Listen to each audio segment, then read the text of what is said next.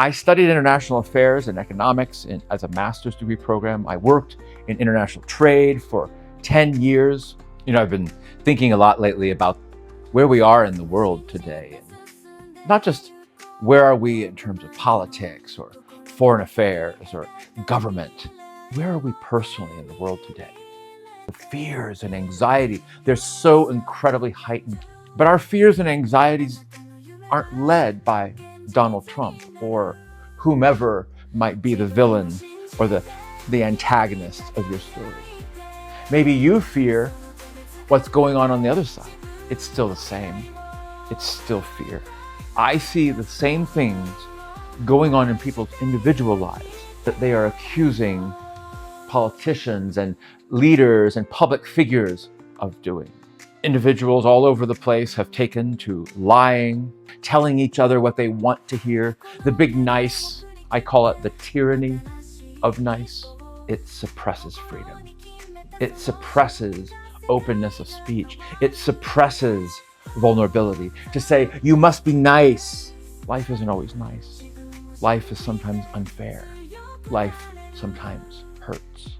But when we're ghosting people, literally ignoring people that we're in conversations with, but we do that and we're enabled because of this online media.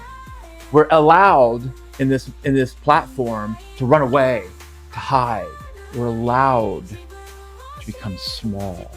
Recently I recorded some videos about some of the challenges I've overcome in my life and how I made big, bold decisions to go in a new direction. I communicated what was authentic to me. I pursued a path that honored the being that I am. I stood behind my words. What would that be like in your life? What is the life that you imagined for yourself? And are you living that life? Many of us human beings are living lives that are governed by someone else's ideas of what we should do, governed by past choices as though we have no more agency. People resort to terrible forms of behavior. They stay silent when they should have spoken out. They withhold when they should have shared. They pretend instead of being vulnerable.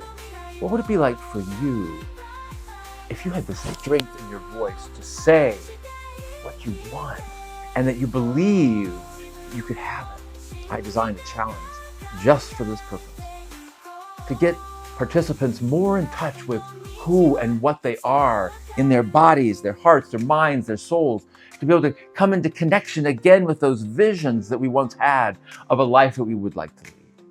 Won't you join me to learn how you can communicate openly and honestly and boldly what it is that you want from your life?